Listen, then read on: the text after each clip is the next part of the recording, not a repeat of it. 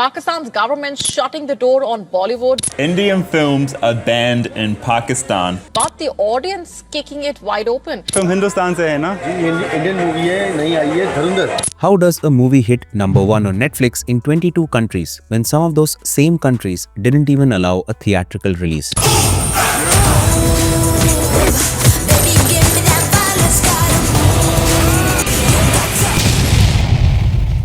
It sounds like a paradox, but it is actually a textbook example of the Streisand Effect.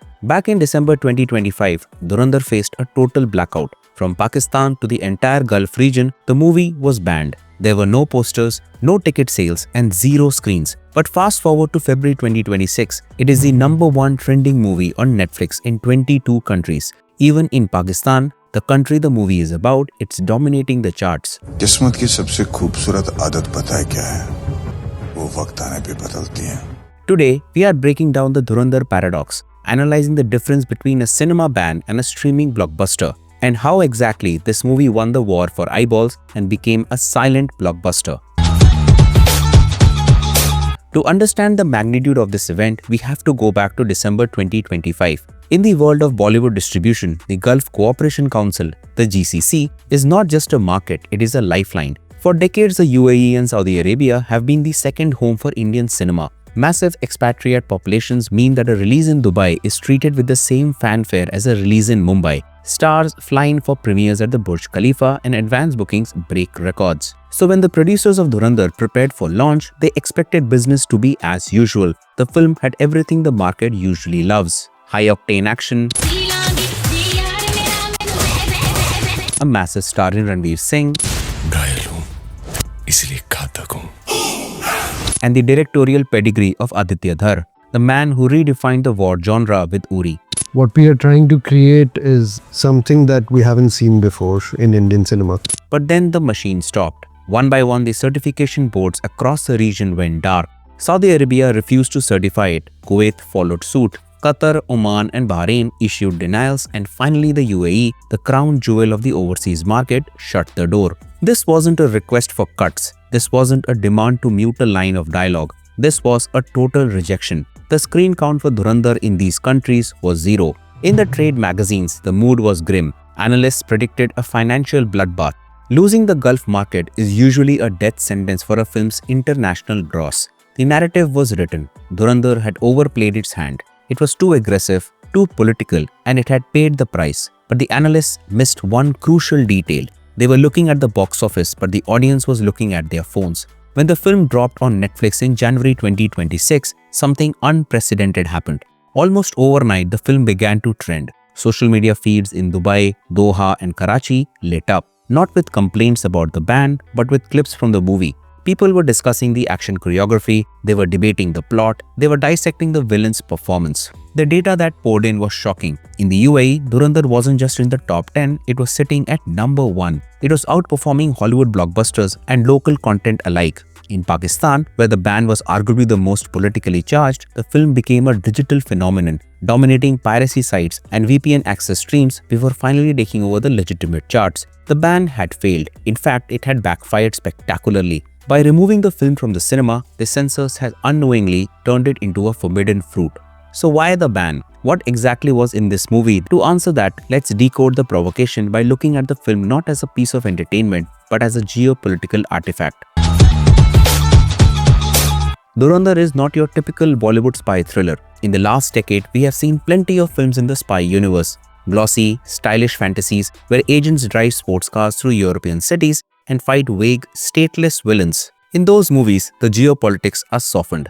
The edges are sanded down to ensure the film can play in as many markets as possible. Dhurandhar is a film that thrives on fiction. It is set in the mid-2000s, a volatile period in South Asian history, and it places its protagonist Hamza, played by Ranveer Singh, deep inside Layari. अगर तुम लोगों के पटाखे खत्म हो गए तो मैं धमाका शुरू करूं. For those who don't know, Layari is one of the most densely populated districts in Karachi. In the 2000s, it was a war zone of gang violence, political turf wars, and organized crime. The film doesn't just use Layari as a backdrop, it dissects it. It portrays the district as a haven for global atrocities, explicitly linking the local gang lord to the 26/11 Mumbai attacks. And here is where it gets controversial. The film dramatizes the idea of Indian intelligence assets operating freely and lethally on Pakistani soil. We see R. Madhavan playing an intelligence bureau chief who bears a striking resemblance to Ajit Doval. We must infiltrate the very core of Pakistan, ताकि वो भारत के खिलाफ अगर नींद में भी सोचे ना, तो उनके ख्वाब में भी हम बैठे नजर आने चाहिए. He doesn't speak about peace, he doesn't speak about offensive defense. He recruits Hamza not to arrest the bad guys but to infiltrate the gang of Rahman Dakat, played with terrifying intensity by Akshay Khanna. Rahman डकैत की दी हुई मौत बड़ी कसाईनुमा होती है. And burn the network to the ground. The violence is visceral, it is messy, the action is brutal, close quarters combat in narrow alleyways. But the violence isn't why it was banned. It was banned because of the narrative. The film explicitly depicts the Pakistani state machinery, the police, the intelligence services, as either incompetent or complicit. For a censor board in Pakistan, this is a non-starter. No country will allow a film that depicts its own security apparatus as the villain. That is standard procedure. But for the Gulf nations, the calculation was different, which brings us to the diplomatic red line.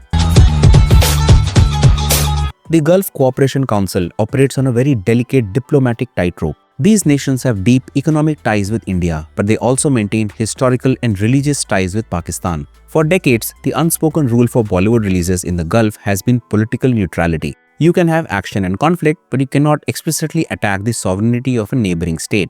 Dhurandhar didn't just cross that line, it erased it. By depicting Indian agents conducting targeted assassinations in Karachi, the film presented a diplomatic nightmare for the Gulf censors. Approving this film for public exhibition would look like an endorsement of its narrative. It would be seen as taking a side in the India-Pakistan proxy war. Furthermore, the censors were worried about internal stability. A cinema hall in Dubai is a melting pot. You have a diverse crowd sitting row by row. Screening a film that is essentially 3+ hours of intense nationalistic conflict between two countries is a security risk. They didn't want their theatres to become battlegrounds, so they made the safe choice. They banned it. They assumed that without a theatrical release, the movie would fade away. They assumed that cutting off the supply would kill demand. But they were wrong. Which brings us to the second most fascinating conflict in this story, the divide between the critics and the crowd. If you read the early reviews for Dhurandhar, you might have thought it would be a disaster. The Rotten Tomatoes critic scores hovers around a lukewarm 42%. Critics tore it apart, they called it jingoistic, they labeled it as a revenge fantasy. The consensus among the early reviewers was that this was a blunt instrument, a piece of propaganda masquerading as cinema. But then you look at the audience score, 95%. This gap, this massive 53-point disconnect, tells you everything you need to know about the modern viewer. The critics were judging the film's morality, the audience was judging its entertainment value. For the viewers streaming this on a Friday night in Bahrain or Mumbai, the geopolitical nuance was secondary. They weren't looking for a history lesson. They were looking for adrenaline. They responded to the film's raw energy. They loved seeing Ranveer Singh transform into a gritty, unhinged operator, and they loved the Inglourious Bastard style of historical revisionism. The catharsis of seeing the good guys win in a scenario where in reality history was much messier. The negative reviews actually helped the film. When a critic calls a movie dangerous or too violent, they aren't warning the audience away. They are confirming that this movie pushes boundaries. The ban and the bad reviews combine to create a perfect storm of curiosity. Dhurandhar stopped being just a movie and became a cultural moment. Watching it became an act of rebellion. And this is where Netflix enters the story as the ultimate disruptor. In the 20th century, censorship worked because distribution was physical. If you wanted to show a movie, you needed heavy reels of films. You needed a projector, you needed a building. If the government said no, the movie didn't move. But in 2026, the theatre is just one screen among many. While Gulf governments could lock the doors of cinema, they couldn't easily police the cloud. Streaming services operate in a grey zone. While they comply with local laws, the threshold for banning content on a streaming service is much higher than for a theatrical release. Unless a film contains explicit hate speech or illegal content, it often slips through the digital net. So while the physical gates were barred, the digital gates were wide open. This is the Streisand Effect, a phenomenon where attempts to suppress, censor or hide information backfire, resulting in greater public awareness and viral spread of that information. By banning the film, the authorities stripped it of its commercial veneer, giving it an underground appeal. The psychology of the viewer changed. When you see a poster in a mall, you decide if you want to watch that movie. But when you hear that a movie has been banned, you feel a compulsion to watch it. You want to see what they are hiding. You want to see the forbidden frames. For Netflix, this was a jackpot.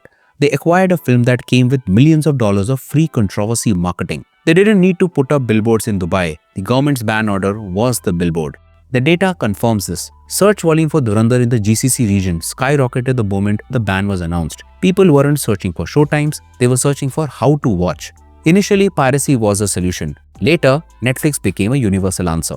So what does the Dhurandhar Paradox teach us about the future of media? It teaches us that old tools of control are broken. We have moved from an era of permission to an era of access. The attempt to silence Dhurandhar didn't just fail, it backfired. It turned a spy thriller into the #1 topic of conversation in the very nations that tried to suppress it. It proved that you cannot kill a story in the digital age. You can only change the screen on which it is viewed. And the timing could not be more perfect. Next month on March 19, 2026, the sequel Dhurandhar The Revenge is scheduled for release. If the first film was a hit, the second is poised to be a monster. The controversy of the last 2 months has effectively served as a pre-release marketing campaign for the movie. The audience is primed, the stakes are known, but you can bet that the same censors will ban the sequel. And you can bet that the same audience will rush to stream it the second it drops. The paradox continues. Let me know what you think of this paradox in the comments below, and if you're interested in watching more, check out our latest video about Vishal Bharadwaj's Shakespearean trilogy